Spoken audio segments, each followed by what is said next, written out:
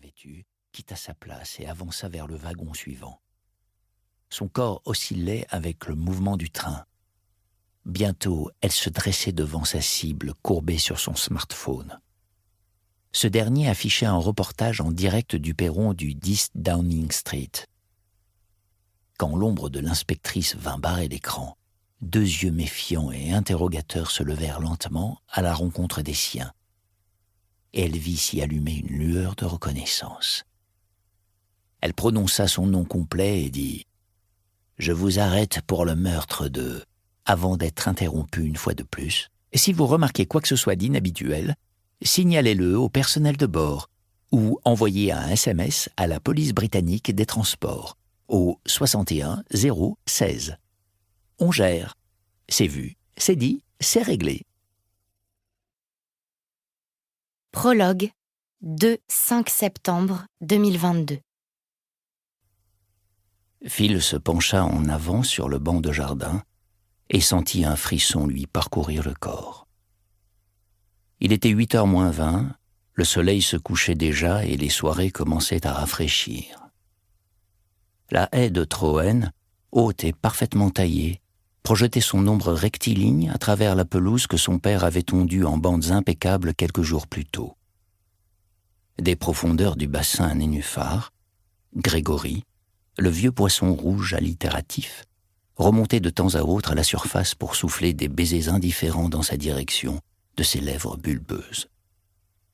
Des oiseaux qu'elle n'aurait pas su identifier lançaient leurs chants vespéraux depuis les branches d'arbres qu'elle aurait été bien en peine de nommer. Quelques nuages ponctuaient le ciel rougissant, entre lesquels elle distinguait au loin le reflet argenté d'un avion amorçant sa lente descente sur Heathrow. C'était une scène délicieusement paisible et qui la laissait totalement froide. Elle avait solutionné le Wordle du jour en 3 coups et, en jetant un coup d'œil aux statistiques, s'aperçut qu'elle en avait résolu 68 d'affilée.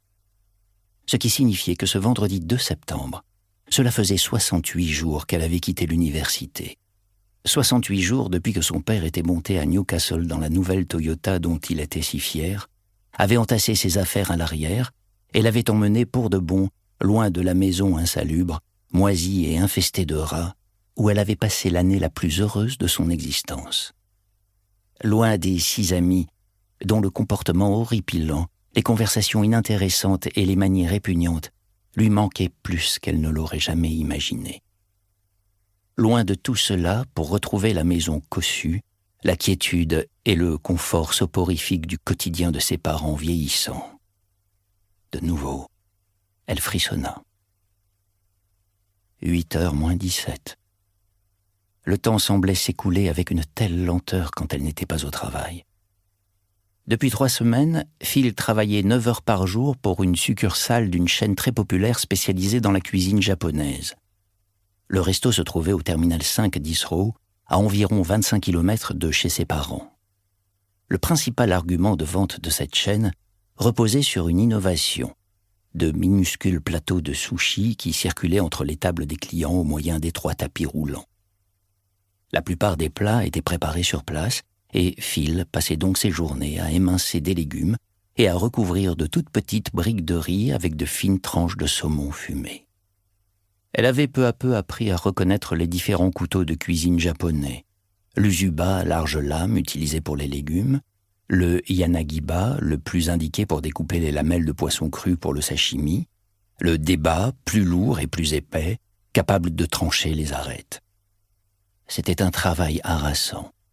Et au bout de 9 heures, avec 20 minutes de pause déjeuner, elle finissait les yeux vitreux, le dos et les jambes en compote et les doigts imprégnés d'une indélébile odeur de poisson. Malgré tout, l'ennui abrutissant de ce boulot l'aidait à oublier temporairement l'ennui abrutissant de sa vie chez ses parents, et le long trajet tarabiscoté en bus pour rentrer de l'aéroport lui laissait le temps de réfléchir à ses projets, ou plutôt à son absence de projet. Car elle n'avait pas la moindre idée du type d'emploi auquel postuler ensuite, ni de ce qu'elle voulait faire du reste de sa vie.